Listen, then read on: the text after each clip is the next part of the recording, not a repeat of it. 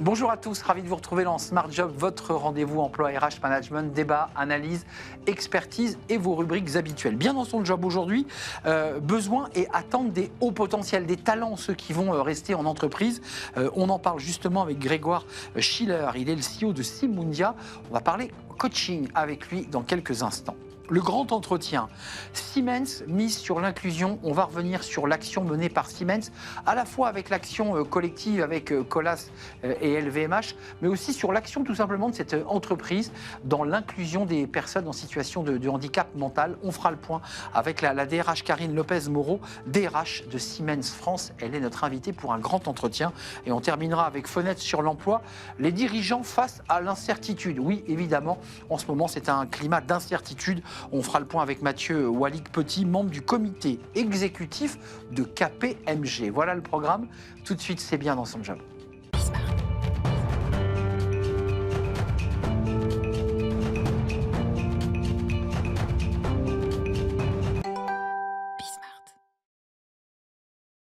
Bien dans son job pour parler des hauts potentiels. Alors d'abord, c'est quoi un collaborateur à haut potentiel? On va en parler. Et puis on va s'intéresser évidemment à la manière dont on les accompagne. On en parle avec vous, Grégoire Schiller. Ravi de vous accueillir, cher Grégoire. CEO de Simundia. D'abord, un tout petit mot ou quelques mots sur Simundia. C'est quoi exactement? Oui, bonjour. Donc Simundia, donc c'est une plateforme de coaching que moi donc je suis cofondateur et CEO. Donc j'ai créé en 2017. Simundia, donc on démocratise le coaching qui généralement est réservé à des top managers. Et donc l'idée aujourd'hui avec Simundia, c'est de pouvoir proposer du coaching de manière plus large en entreprise à des populations qui n'y auraient pas accès, donc des middle managers, managers de proximité, des talents. Et justement, les fameux talents, parce que vous sortez une étude qui est passionnante, elle met en lumière bien ce que les hauts potentiels attendent aujourd'hui. C'est intéressant, un sujet, alors que 75% des employeurs manquent de compétences. Et ça, vous leur apportez avec une spécificité, en direction de ces fameux hauts potentiels. D'abord, un haut potentiel, c'est quoi exactement? Alors, un haut potentiel ou un talent, donc c'est en fonction des entreprises, les définitions peuvent un petit peu varier, mais disons pour résumer, effectivement, il y a déjà, vous le dites bien, il y a un enjeu aujourd'hui de sourcer les bonnes compétences. 75% des entreprises estiment qu'elles n'arrivent pas à sourcer les bonnes compétences. Haut potentiel, c'est des profils dans les entreprises qui vont être particulièrement performants et qui vont être capables de s'adapter rapidement. Donc, c'est des profils qui finalement sont bons à la fois sur la qualité, la quantité du travail qu'ils fournissent et qui peuvent régulièrement changer de métier et qui vont être capables au fur et à mesure de s'adapter à un nouvel environnement et donc d'évoluer rapidement dans les entreprises et d'être souvent les leaders de demain. Les couteaux suisses, les collaborateurs que vous appelez les talents, qu'on a envie de garder, que l'entreprise veut garder, avec des enjeux quand même forts, fidélisation, une performance ciblée et puis une relève managériale. Parce qu'en fait, c'est ça, c'est le triptyque, en fait, l'investissement qu'on doit consentir sur ce collaborateur. Exactement, c'est des collaborateurs qui sont clés dans les entreprises. Finalement, donc au potentiel, ça montre qu'ils vont pouvoir monter. Donc c'est les dirigeants de demain, donc c'est ceux qui vont construire l'entreprise de demain. C'est sur lesquels l'entreprise va pouvoir construire sa culture de demain. Et c'est des personnes sur lesquelles il faut particulièrement investir en termes de performance parce que ils sont régulièrement en prise de poste. Donc c'est des populations qui vont avoir des attentes particulièrement importantes et pour qui il y a un enjeu d'engagement important parce que c'est des personnes clés, on a envie de les garder dans son entreprise. Et aujourd'hui, on sait que 30% des salariés français envisagent de changer de métier, ne sont pas satisfaits de leur métier actuel. Donc, sur ces populations, il y a un enjeu particulier d'investir sur leur engagement. Donc ça, c'est une étude que vous apportez à vos clients et à tous ceux qui s'intéressent à ce sujet pour leur dire soyez vigilants. Alors, j'imagine que Simundia a une proposition de valeur ou d'accompagnement un peu spécifique. Qu'est-ce qu'on leur propose? Comment vous le proposez? Est-ce que c'est un peu différent de la manière dont on peut accompagner quelqu'un, j'allais dire, traditionnellement? Oui, alors effectivement, c'est une étude qu'on vient de sortir, donc qu'on a faite sur plus de 1200 coachings qu'on a fait sur ces populations de haut potentiel, donc dans différentes entreprises. Et donc, il y a différents éléments à avoir en tête pour accompagner ces populations de haut potentiel. Bon, d'ailleurs, d'abord, c'est des cibles idéales pour du coaching. Donc, nous, on propose du coaching. C'est vraiment des populations qu'il est clé d'accompagner, de coacher.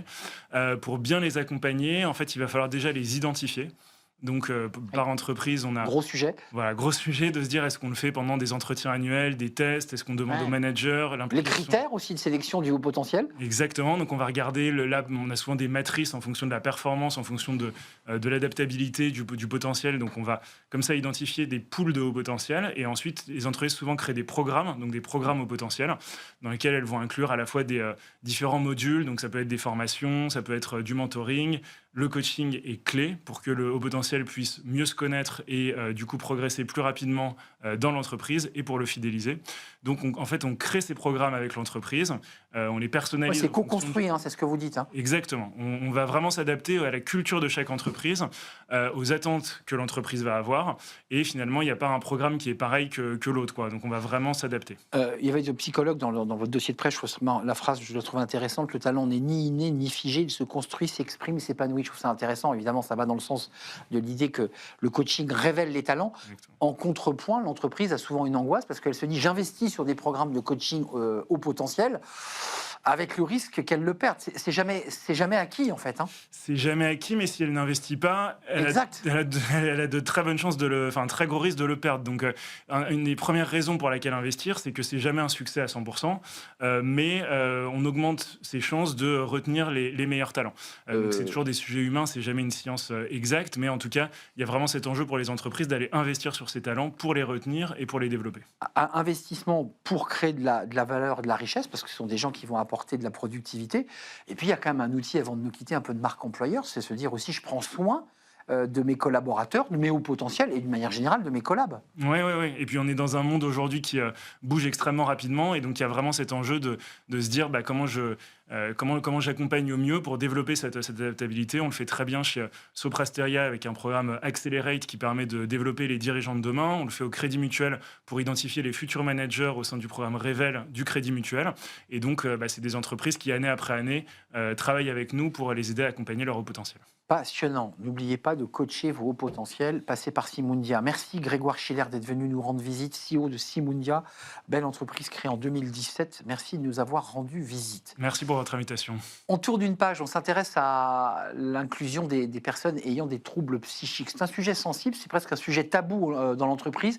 Et on va accueillir dans quelques instants, dans le cadre d'un grand entretien, la DRH de Siemens France. Et Siemens est une entreprise pionnière. Vous allez découvrir pourquoi dans l'accompagnement et l'intégration des personnes ayant des troubles psychiques intégrés dans l'espace professionnel Siemens. C'est une sacrée innovation. On en parle avec la DRH. C'est le grand entretien, c'est le cercle RH.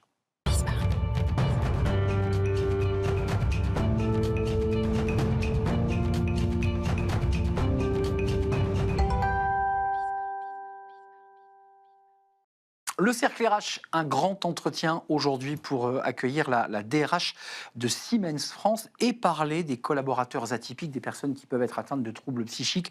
Et on en parle avec vous, chère Karine Lopez-Moreau. Ravi de vous accueillir.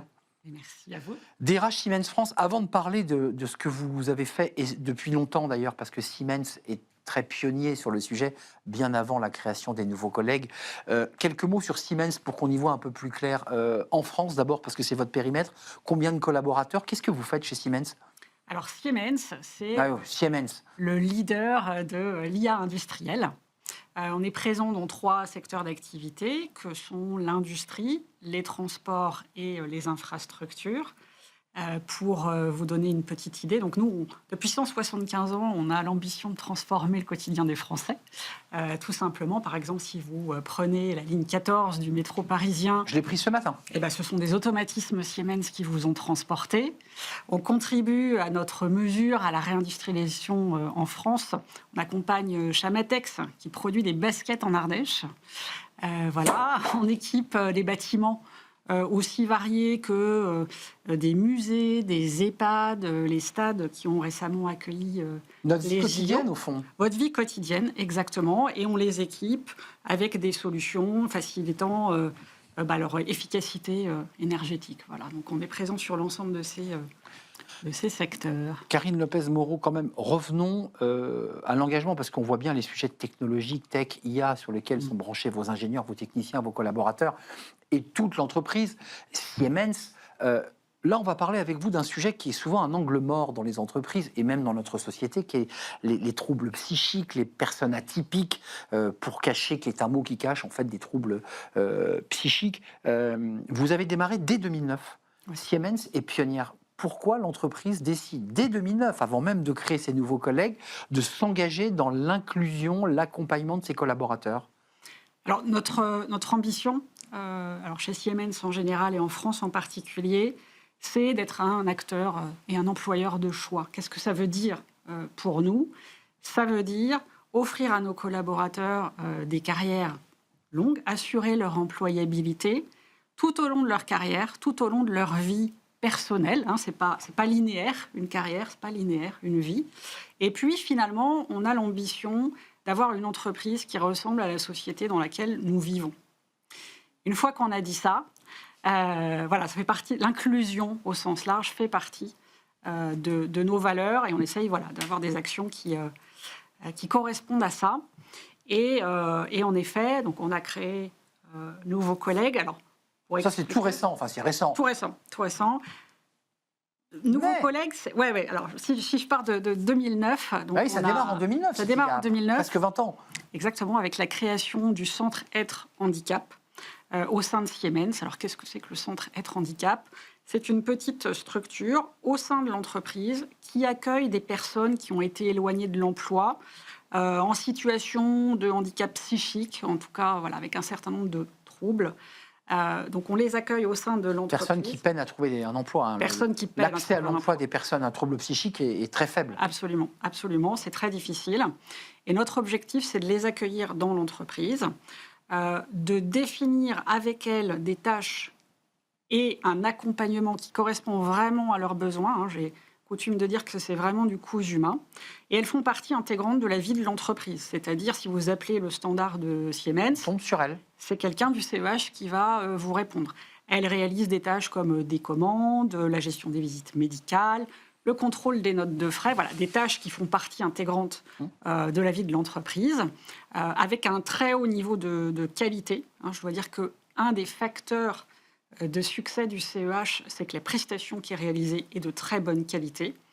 Donc il y a de la production, il y a de la création de valeur, pour le dire. Absolument, pour l'entreprise, mais dans un environnement bienveillant et adapté à chacun. Donc on a des ESAT qui sont nos partenaires, qui nous mettent à disposition. Centre adapté au travail, enfin qui accueille ces personnes. Exactement.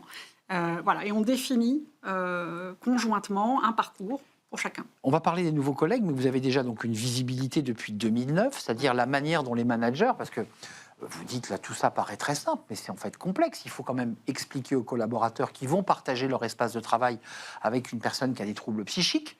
Ça fait peur. Il faut l'expliquer. Enfin, comment vous faites, vous, la DRH et vos équipes, pour expliquer aux managers, pour rassurer et parfois le mot bipolaire crée des angoisses existentielles. Comment on fait? Comment vous avez fait? Alors, c'est vrai que c'est ce qui fait peur au départ. Hein. Je pense que le handicap en général et le handicap psychique en particulier fait un peu peur. D'abord parce qu'on ne sait pas trop ce que c'est et parce qu'on s'imagine des choses hyper compliquées à gérer. Nous, on accueille des personnes. On n'accueille pas un handicap particulier. Donc, on n'a pas vocation à communiquer sur qui a quel trouble, etc. En revanche, et ça c'est hyper important, on communique sur voilà l'environnement dont la personne a besoin pour pouvoir fonctionner et on y va par étapes. Certaines personnes viennent chez nous pour 2 semaines. Certaines personnes restent plusieurs mois avec pour objectif...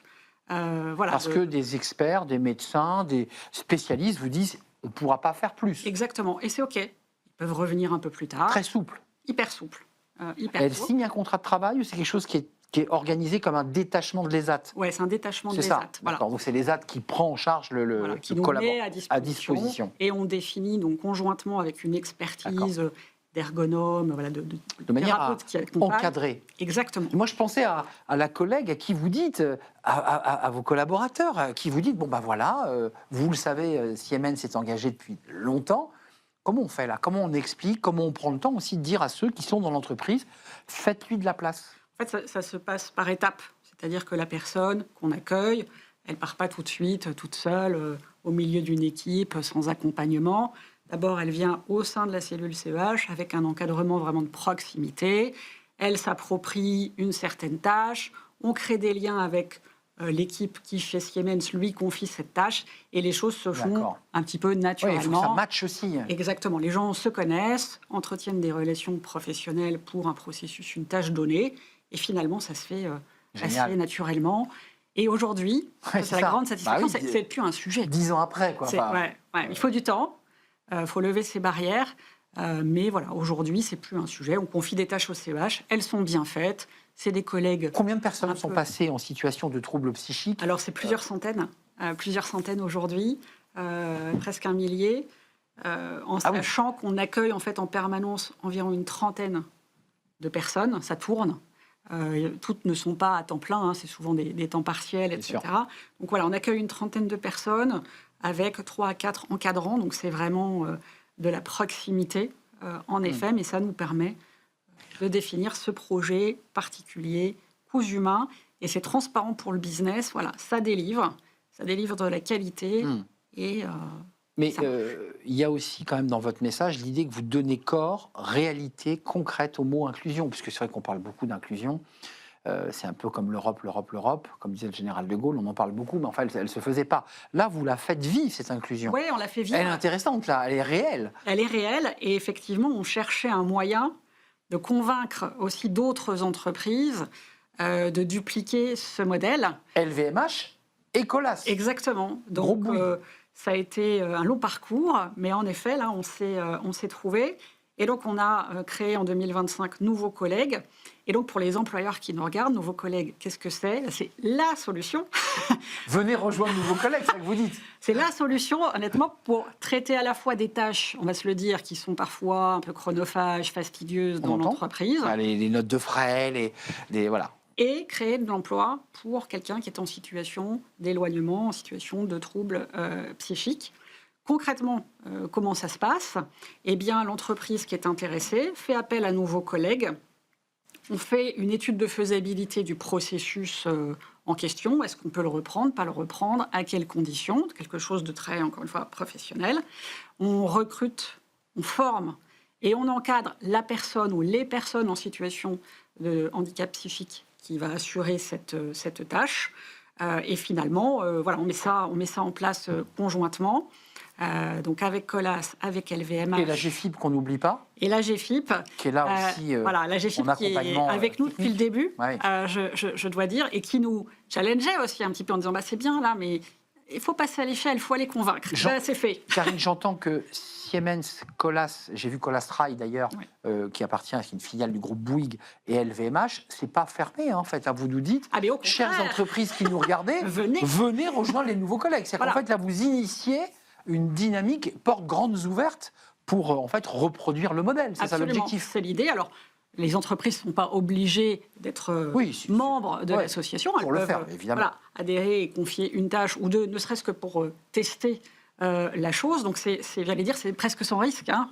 Juste pour que les managers qui nous regardent, les DRH qui nous regardent, vos collègues, parce qu'elles sont nombreuses à regarder l'émission, les retours des collaborateurs, pas ceux qui ont des troubles psychiques, on va en parler un instant, mais même les collaborateurs, qu'est-ce qu'ils vous disent ? Ça a fait tomber quoi ? Des murs, des tabous ? Ils sont très fiers. Oui. C'est vraiment un sujet qui fédère les équipes, parce qu'encore une fois, ça peut faire peur, Et en réalité, quand ça devient un non-sujet, des collègues du quotidien, et qu'on se retourne en disant ça on l'a fait, c'est vraiment un sujet de fierté et encore une fois un sujet hyper fédérateur.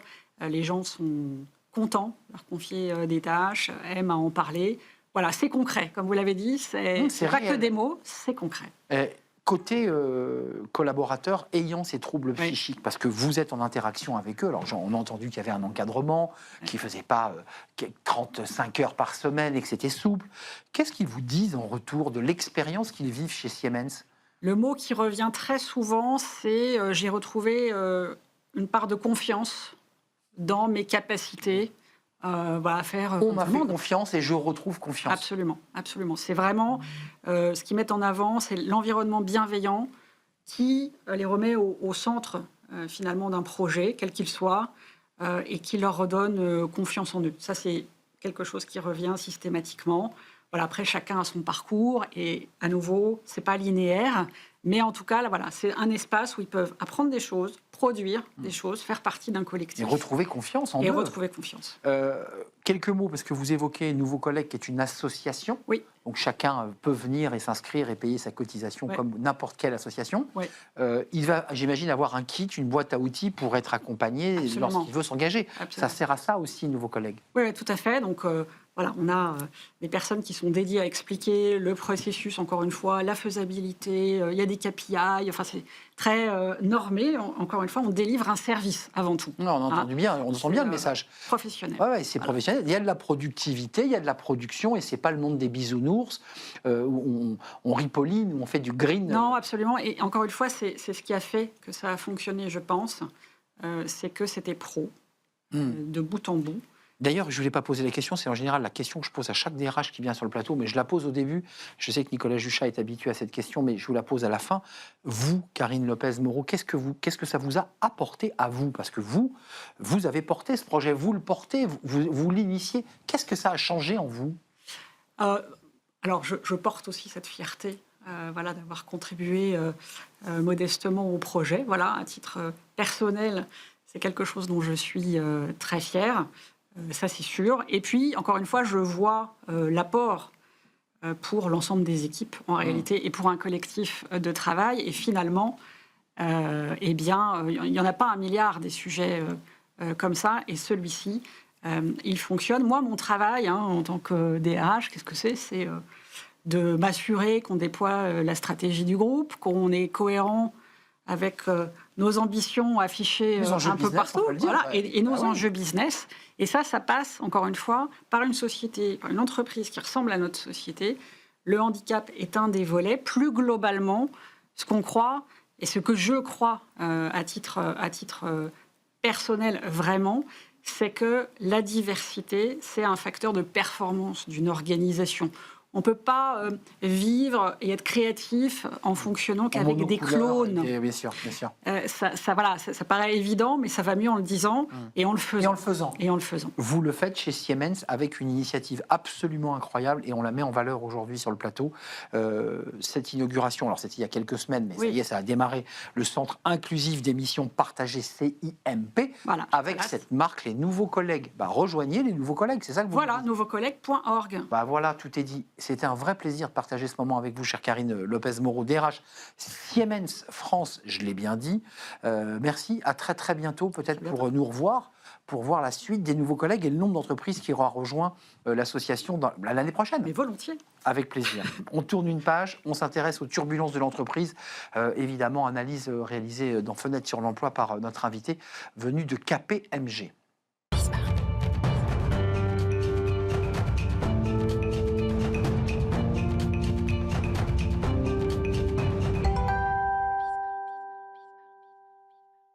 Et on termine notre émission avec Fenêtre sur l'emploi pour parler à la fois des dirigeants face à l'incertitude, mais aussi des dirigeants des entreprises et la manière dont elles décident de flécher leurs investissements. On en parle avec vous, Mathieu Valiche-Petit.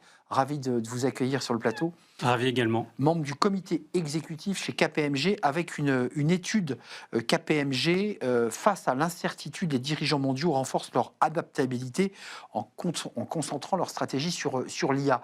Est-ce dire qu'aujourd'hui, malgré la tempête et les incertitudes géopolitiques, financières, les entreprises misent sur l'IA?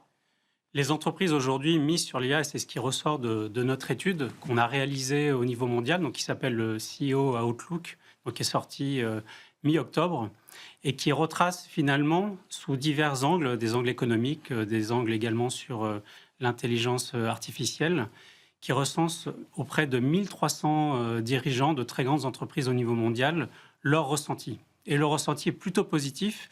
Et pour répondre plus précisément à votre question, est également focalisé sur l'investissement au niveau de l'intelligence artificielle. Ce qui ressort en particulier de cette étude, c'est plus de 70% de ces dirigeants considèrent l'investissement dans l'intelligence artificielle comme étant une forte priorité. Ça, Mathieu, c'est au niveau mondial. En France, on a un chiffre, 69%, 65% en France prévoient d'y consacrer 10 à 20% de leur budget. Exactement. C'est colossal. C'est colossal et elles attendent un ROI à moins de 3 ans. À plus de 80% des dirigeants que nous C'était avons 5 interrogés. ans il y a quelques temps. Exactement. Et aujourd'hui, ces entreprises veulent dépasser le cap des... Alors désolé, c'est un terme anglo-saxon, mais proof of concept, pour arriver vraiment à la mise en considération et à la mise en place dans les entreprises, pour Donc, dégager des bénéfices concrets. non, parce que vous nous dites en creux, à travers cet investissement et ce retour sur investissement à plus court terme, c'est qu'aujourd'hui, les entreprises, les grandes entreprises dont vous avez sondé les cœurs et les reins, ont mis beaucoup d'argent sur la table. Tout à fait. Et qu'elles veulent aujourd'hui quand même un retour sur investissement un peu plus rapide. Est-ce qu'il y a une incertitude sur ce sujet-là encore? Il y a moins d'incertitudes qu'avant, mais la réalité, si on est tout à fait franc, c'est que le niveau d'adoption au sein des entreprises est peut-être un peu plus lent qu'escompté, mais des résultats concrets aujourd'hui sont sur la table et les entreprises considèrent réellement que c'est un avantage compétitif que d'investir. Donc ça, c'est important de l'entendre parce qu'il y a une sorte de ligne de crête où on se dit j'ai investi beaucoup d'argent sans être encore totalement certain que ça va créer de la valeur. Alors, ça va transformer la boîte, mais certains doutent encore de la création de valeur. Et je peux d'ailleurs vous donner notre propre exemple au niveau mondial. On Oui. a investi 5 milliards de dollars sur l'intelligence artificielle pour développer des nouvelles solutions, former nos équipes et en particulier créer ces environnements sécurisés de plateformes digitales. C'est pour nous un enjeu fondamental. Autre sujet qui est très intéressant dans votre étude CEO Outlook, c'est qu'ils sont confiants à 61%. Ça, c'est l'étude mondiale, 56% en France. Et ça, c'est très, très intéressant sur leur capacité à atteindre les objectifs de neutralité carbone en 2030. Alors là, on voit évidemment que dans ce climat d'incertitude, il y a quand même des piliers forts et que sur les enjeux carbone, ils ne lâchent pas. Il lâche rien. Et d'ailleurs, ça me fait penser à un terme qui m'est cher. C'est qu'on parlait beaucoup de greenwashing il y a quelque temps. C'est vrai. Et je trouve aujourd'hui que nous sommes dans une période de reverse greenwashing. C'est Renversement. qu'en fait, peut-être qu'il y a un peu moins de communication, mais je peux vous garantir une chose, c'est que les entreprises, et en particulier les grandes entreprises, elles continuent à avancer sur leur trajectoire. Donc ça veut dire que là aussi, pour faire un peu une symétrie des sujets entre l'IA et l'investissement et le retour à 3 ans, il y a aussi quand même l'idée qu'en atteignant cette neutralité carbone, il y a aussi des enjeux business. C'est un enjeu de compétitivité également pour ceux qui voient vraiment au-delà des simples enjeux de compliance, la fameuse norme CSRD, ça va bien au-delà de ces enjeux. C'est un enjeu de compétitivité et de changement de business model. Et donc, en fait, les deux sont assez liés. Bien sûr. Et quand vous dites CSRD, ça fait trembler évidemment, on se dit oh là là là, ces normes qui arrivent, elles s'y préparent les entreprises, elles sont prêtes. Vous, KPMG, est-ce que vous dites on va les accompagner à franchir ce cap, ce gap? Parce que ça, c'est un sujet d'angoisse, parce qui d'ailleurs peut justifier une petite baisse quand même de confiance des CEO quand même, qui est assez bas quand même. Notre enjeu chez KPMG, c'est véritablement d'accompagner nos clients dans leur stratégie et de passer de la stratégie à l'exécution et de décrypter notamment les enjeux réglementaires, mais surtout de les pousser à aller au-delà de la réglementation. L'enjeu va bien au-delà de la réglementation pour l'ESG, mais également pour l'intelligence artificielle, puisque vous savez qu'en Europe, il y a une réglementation très protectrice pour les entreprises et la société, finalement. Oui. L'objectif, c'est d'aller au-delà de la réglementation et beaucoup plus sur l'investissement dans l'innovation. Un dernier chiffre, ça c'est l'étude avant de nous quitter, 92% prévoient, et 97% en France d'ailleurs, d'augmenter leurs effectifs au cours des 12 prochains mois. C'est plutôt intéressant pour une émission qui parle d'emploi. Eh ben, c'est la grande surprise, Bah ouais. figurez-vous, puisque je pense qu'il y a beaucoup d'anxiété sur ce sujet. Est-ce que l'IA va remplacer l'humain? C'est vrai? C'est Bah tout non. à fait faux, et c'est exactement le contraire qui ressort de notre étude. C'est important de l'entendre et de le dire sur un plateau de télévision dans ce contexte d'angoisse. Un dernier mot avant de nous quitter. C'est un enjeu de compétitivité et de croissance pour les entreprises qui doivent véritablement être en haut de l'affiche. Donc l'intelligence artificielle est une réelle opportunité pour l'entreprise et pour l'emploi. Merci Mathieu Wallich-Petit d'être venu nous rendre visite, membre du comité exécutif chez KPMG, avec cette étude qui est passionnante à la fois monde et évidemment centrée avec des chiffres français. Allez la voir, elle est passionnante. Merci à vous, merci de votre fidélité, merci à vous et à toute l'équipe qui m'a aidé à préparer cette émission. Nicolas Juchat, bien sûr. Je remercie Paul au son aujourd'hui et Loïc à la réalisation. Puis merci à vous, chers téléspectateurs, et à toutes les équipes Bismart. Je vous souhaite une très très belle fête de fin d'année. Et puis je vous dis rendez-vous en 2026, évidemment, pour de nouvelles aventures et de très belles émissions. Je vous dis à très bientôt. Bye bye.